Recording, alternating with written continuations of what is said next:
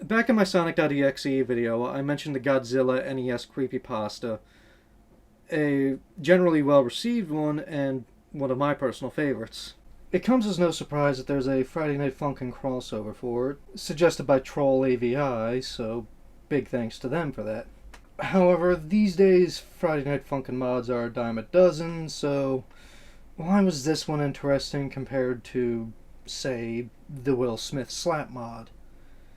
To answer that, let's take a look at what people liked about the creepypasta to begin with, and also what other projects that came from it that the fans also enjoy. To start with, the story is long and fairly detailed. It's also got a fair bit of cliches and tropes that were common in these kinds of stories, but they were surrounded by a few other unique things. Or to put it another way, they knew what they were writing and tried to do a good job with it. To reiterate a comparison from my Sonic.exe video, the author, Cospedaf, doesn't get into things being blatantly hyper-realistic, but just says he started to think the graphics were good for an NES system, then started becoming more detailed than the system could handle. Any mispronunciation is intentional to discourage any discussion of associations. He also peppers plenty of deliberate humor and wit in the writing, even after things start turning darker. It really is a fun read, especially with one of the main draws for the story being plenty of screenshots he crafted to keep the reader invested. In fact, this is what helps the story stand completely apart from most other .exe or haunted video game stories. Cospedaf didn't resort to making an evil-looking or otherwise possessed, beloved video game character. He made an original story with actual original characters and monsters. The structure of the story is also commendable, slowly building into the horror by making it feel like the game is just giving off simple glitches or might be hacked by his friend to make it different for Zack to play. There's also plenty of descriptions of how he's playing the game, so that even if you don't know it yourself, you can understand how it works, normally or otherwise, and he isn't shy to discuss how difficult the game can be. It's not until halfway through the second chapter that things start getting creepier, and about another chapter before it starts fully getting into horror. It's one of those stories where it sucked you in and did its best to actually keep you there. An actual feeling of what's going to happen next versus just give me the jump scare and let me get on with my life.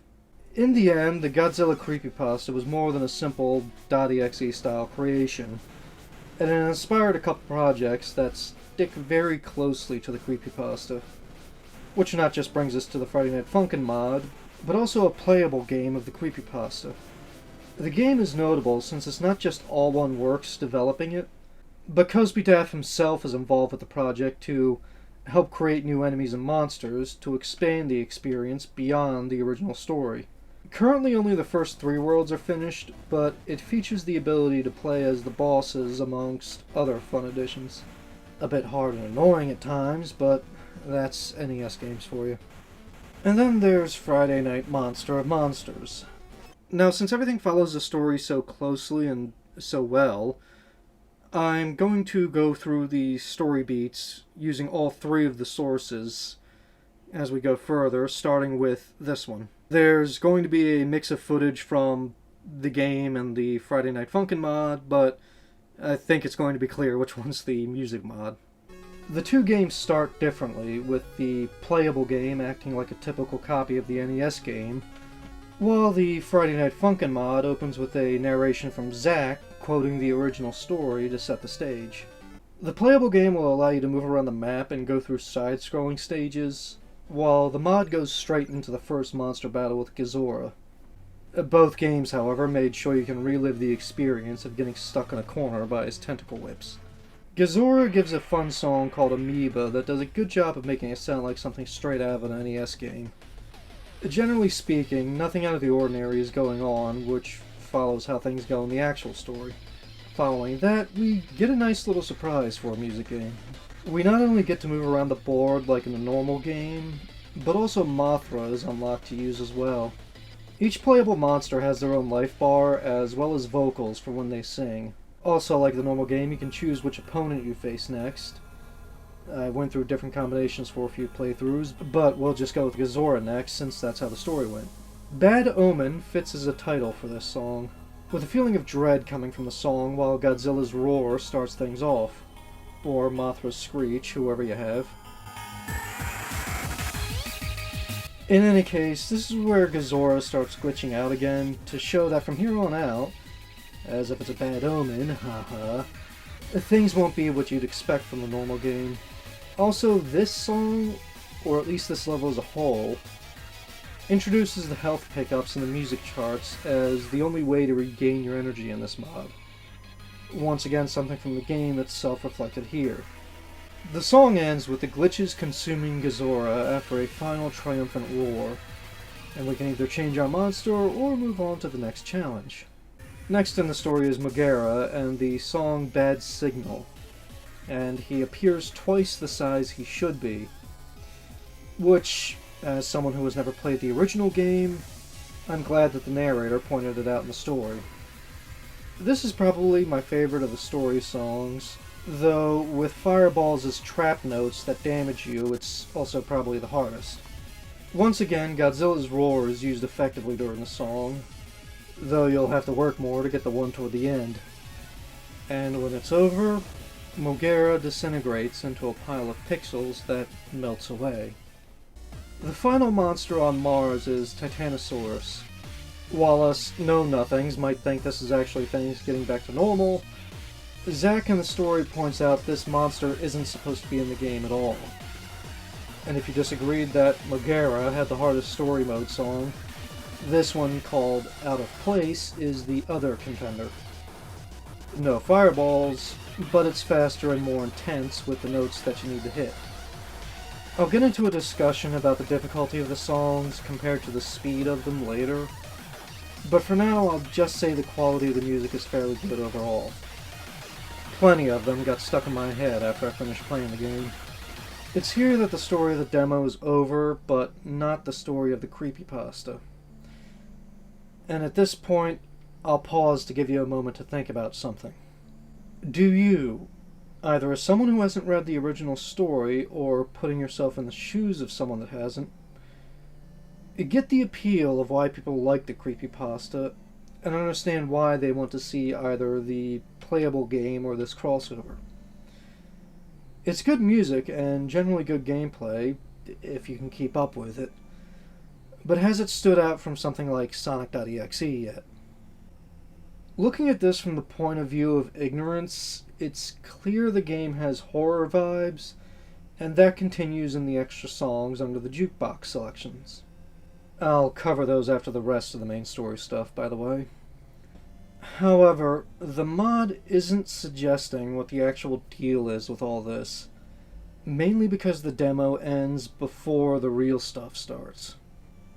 As of now, it's showing Godzilla doing his typical thing of brawling other giant monsters with some glitches. If you had no idea what else was in store, and you heard there was an update or new release, I'm not sure the interest would be there to see more if it was suggested that this is all there was to it. And that's not what a demo is supposed to give off.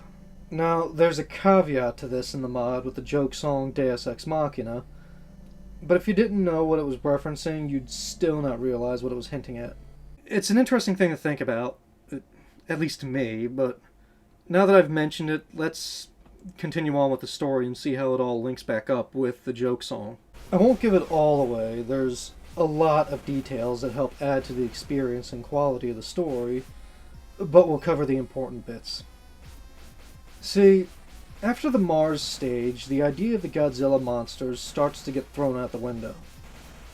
And some of the ones that do appear make Zack realize something has been meddled with in the game, because some of the monsters came out years after the game was made. But this thing here is when Zack and us realize there's something else other than just regular Godzilla monsters having glitches involved. And at the end of the new world called Pathos, we get a challenge that marks the turning point for the story. And what an introduction he gets.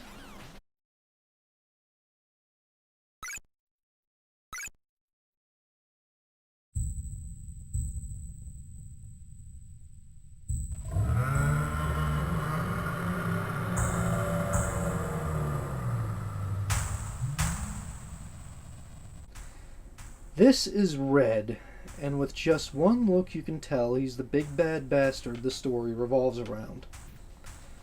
And like the level says, you don't fight him, you just run. From here on out, the levels, enemies, and creatures become much more unsettling, horrifying, or even supernatural. At least in the story. Things start getting noticeably stranger at times on Mars in the playable game due to the developers expanding on the story. However, during the story, Zack shares plenty of thoughts while doing what most of us do in playing horror games. Get scared, but go on to see what's next. It's not until the game starts getting very, very personal with Zack does he realize there might be actual danger involved. So I'm going to try to effectively explain why people care about this creepypasta and like it before we get to the further reveals. It's not so much that it's long, it's that as long as it is, there's still something new or interesting to see or experience in it. Horrible monsters, moments where peaceful critters have a chance to be saved, and a surprising star of the story is an odd face that asks just as odd questions. It's one of those journey is just as good, if not better than the destination kind of stories. And the new creatures and monsters include new playable characters for Zack to use, most notably Solomon, who turns out by the end to be a demon rebelling against Red. This leads to the fact that, yes, Red seems to be a demonic entity that has trapped and tormented other souls in the game, and uses it to interact with our world somehow. Either that, or Red is using the game to get to Zack specifically. But as we'll find out later, being in a video game world has rules and limitations, even for Red. The introduction of Melissa and her history with Zack is when things get darker and more terrifying, especially when it's something Red uses constantly in various ways against Zack's psyche, such as making levels have faces mimicking hers. The only thing people seem to not like about the story was how it ended, and I get why. On the surface, it's a power of love kind of thing that Melissa's spirit gives to Zack, but there's a little more to it. The ending starts off with a pretty harrowing description of the fact Zack is now stuck by an otherworldly power in his chair, unable to get away or turn off the game during the fight against Red. And each attack against the monsters, Zack gets to feel himself. Claws, scorching fire, being eaten alive with crunching bones. It's pretty rough. In the end, Zack is playing the game for his life now, as well as the souls of the others either trapped within it or connected to it. Now, the ending could have been, written in a different way, approached in a different angle, but I think it still works for what was set up in the story that came before it. And that includes what I mentioned about video games having rules. This game, for all its changes and supernatural stuff, still has rules, and Red breaks them either in an attempt to cheat Zack out of victory, or just to screw with him because he feels he can. In any case, he blocks Zack from picking his last monster to have an even shot at beating him, forcing a game over and stopping Zack's heart. This gives Melissa's spirit an opening to help Zack by unlocking the final monster and making the battle continue. Either that, or whatever enforces the game's rules did it, and let Melissa have a chance to talk to Zack in the meantime. And I really have no way to put together anything right now about what the latter idea means as a whole to everything else in the story. If there's a force of nature involved, then that complicates a lot of things in many ways, and possibly can involve things from the sequel story as well. So I'm just going to leave that idea alone for now, but who knows, maybe in the future we can pick it back up with a deeper dive into this story and the sequel. Either way, Zack wins with a sliver of life left and puts down Red, who dies in a way just as unsettling as everything else in the story. After that, everyone gets to rest in peace and move on. And while I can see it's more upbeat than most other creepypasta endings, I say this is one of those endings the character earned. He actually had to play the game and deal with constantly shifting challenges all through to the end. For all I care, the story could have ended with a Disney Princess song, and it would be... okay, maybe not good, but still, the rest of the story would be great. So with all that said, how's that tied back into the Friday Night Funkin' crossover and even the playable game? Well, with so much description in the writing and the screenshots provided, this stuff would be awesome to see animated in some fashion, and both of the projects gave us ways to see some of it. How will the mod do things like the empty levels and the new monsters you either fight or play as in music form? How will it feel to play the levels, which are giant mazes, and the different ways Red will chase us? What new things are they going to put in to scare us or even amaze us? So far, the game actually has unlockable cheats, modifiers, and even allows you to play as the enemy monsters. Though I really hope future updates for this game will have a way to transfer save files, because I do not want to go through this gauntlet from the start again. Meanwhile, there's a few other surprises the mod has waiting to be found, so let's check back in on that one. First, I'll bring up To Scratch, something that is simultaneously a more normal Friday Night Funkin' song with Boyfriend, while also being a blatant parody of Sonic.exe, and by extension, other uninspired .exe stories and such. Funnily enough, it actually closely resembles the original Sonic.exe story more than the other Friday Night Funkin' mods I've seen. It merges the two stories, with Scratch, or whatever the Godzilla in this thing is called, being from the Godzilla game, but acting like Sonic.exe did, as well as a bit of Red. He kills Girlfriend, like Red killed Melissa, then shows up as a scary plushie on the bed, like Sonic.exe did. I actually enjoyed the song, and even though it was blatantly parody, it felt more right than some of the other stuff out there. However, I mentioned there was a way the mod might be giving a hint at what the song against Red might be like, and it's in another joke song based off a joke ending to the creepypasta. As I said, a lot of people felt like the ending was not up to par compared to the rest of the story, so naturally the author responded by becoming a petulant, whiny, threatening little... No, I'm messing with you. He was more mature than that. He made a joke ending where Red's true form was John Madden, and a hand puppet was his final monster in a duel so epic it blew up his NES. This is also a good time to bring up the ongoing sequel story Cuspidaf wrote called Godzilla Replay. Since Zack survived, there's an opportunity for the narrative to explore some of Zack's decisions and reasonings. I bring it up since I think it shows Cuspidaf is aware of thoughts or criticisms readers have, and isn't afraid to actually explore them and even have his own characters call out how silly or stupid their actions are. To get back to the mod though, this epic joke ending was given a song called Deus Ex Machina, and it's just as awesomely funny as the joke ending was. That said, it's also a very intense song, and has various characters and creatures from the story appear during the final stretch of it. So maybe a song like this is how the final battle against Red would be, and similar to this one, the various monsters and souls arrive to lend their aid or witness their tormentors' defeat. Everybody's still working on their respective projects, so hopefully it won't be that long before we see something new in either of them. Oh, and one last song to talk about in the mod, and this one led to an interesting find on my end. First Instance is a song based off a Godzilla analog horror project called the Suitmation Trials. It's not a long, complicated, or overly produced video series. There's only 5 videos, and the first 3 are barely 2 minutes long, if that. But they make an interesting use of that short time, giving us what seem to be monologues from either the actor in the suit or the suit itself, or maybe something else entirely. It does directly talk to the viewer, after all. It's unsettling and effective in my eyes because of how simple it all is. No music, no major editing tricks, just words that make you wonder just what is going on and what's talking to you. Did the man in the suit use it to kill an actor in the other suit? Or is the suit narrating what it feels is happening, with or without knowing it's a movie?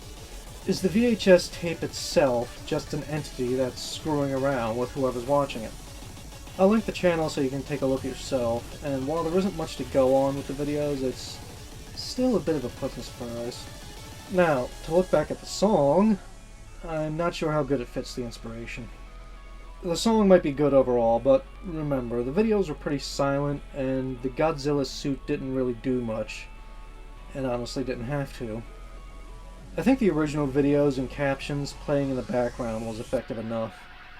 That said, though, it did lead me to an interesting video series, like the song for Needle Mouse in the Sonic.exe mod did. As a final point about this song, though, now is a good time to bring up the difficulty. Now, like I said, the playable game is a bit hard, but not only is that kind of typical for NES games like this, but Zack made it clear during the story that it was more difficult, period. The mod, however, most of the songs in it are labeled as speedcore, and you can guess what the focus is with a name like that. First Instance is one of the more harsh ones, and while difficulty in Friday Night Funkin' songs isn't a new thing, I've seen it enough that I began to think about something by this point. I went back to play Blue Balls Incident again because if you didn't do bot play, it was far from an easy adventure. In that game, a lot of the difficulty came from gimmicks and tricks more than the songs themselves, though.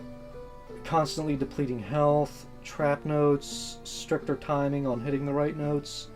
This was actually par for the course at the time, and looking back, the lack of gimmicks is probably part of what made the other Friday Night Funkin' mods I played feel easier. But it was also pretty typical to hear that people gave up trying to play the game themselves by the time Technophobia came around. In this game, the difficulty comes from the speed of the notes, and maybe by extension the music. With that lead-in, let's discuss the point. I brought up before how you would react to a game if you didn't know what it was leading into because it ended before it showed something you'd take notice of. So let's ask this. Has difficulty led to you not seeing how things play out or end in a game because either you couldn't do it or you didn't feel like doing it? I made the joke about the Will Smith slap mod, but that just goes to show there's plenty of other Friday Night Funkin' mods out there to play, and in general, plenty of other games or whatever else out there to do. If the full mod comes out, and the songs continue being hard and harder, or the game has levels that continue being hard and harder, are we going to be able to see everything fully? Are we going to see what the songs with red are going to be like?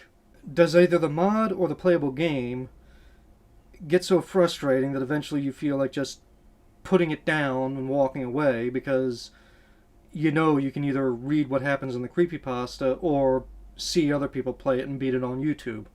I'm not demanding that games be easier for everyone, but I would like to hear your opinions on it. Have you ever given up on a game because, like I said, it was either too hard or you just didn't want to deal with it? Do you think there should be options to have an easier way to play the game, like how in some of the Dance Dance Revolution games they limited the music notes to quarter notes or something like that for their workout mode? What about times it wasn't exactly too hard to get through, but you didn't have enough time before life called you away from it, and the save points were just too far away from each other or something? I have to wonder what the directors, composers, and charters for Friday Night Funkin' mods and fan games think in terms of difficulty like that. It's obvious they put a lot of time and effort into getting things right, giving us a challenge, and then some basic schlub like me just mashes the keys to get through all their hard work easier because I want to see how the rest goes. I mean, sometimes I feel like the guy who got served a wonderful meal by a world-class chef and just wolfed it down, shoving it down my gullet and barely noticing it. I've been open about not being pro-gamer enough to ace everything that comes my way, but I think that helps give a perspective like the one I'm giving here. Is it the dev's fault for not making something easier, or is it the player's fault for trying to play something they can't handle? To me, I don't think either question is fair. It's just the nature of the beast with this sort of thing. It can be hard and still be something you liked for as little as you were able to get through it.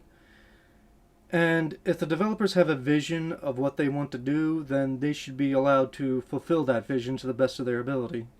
After all, you can go to an art museum and not like all the paintings or statues, but you can still appreciate and respect them. Or maybe another way to compare it would be a song in a language you don't understand but still like dancing to. You don't know the lyrics, you might never know what they're saying, but what you do get to experience is nice. I leave the comments section to you guys on this and any other thoughts and opinions you may have. I want my videos to foster discussion more than just me giving my opinions on everything. So to conclude, I want to give a big thank you to Troll AVI for suggesting Friday Night Monster and Monsters. It was a fun mod to play, and there's definitely a lot more worth waiting to see with it. I went in thinking this video was going to be fairly easy to cover, but the more thought I gave to things, the more there was I thought was worth discussing. And I really would like to hear what your thoughts are about either these games in story or other games you have similar feelings about. In the meantime, check out what these people did and give some support to them if they got your attention. I've got some really exciting things to talk about in my next few videos, and I'll be starting to open the floor to voting on what the next topics will be, so hopefully you'll stick around for all that and be a part of things. In the meantime, take care and do what you can for the art and creators you enjoy. The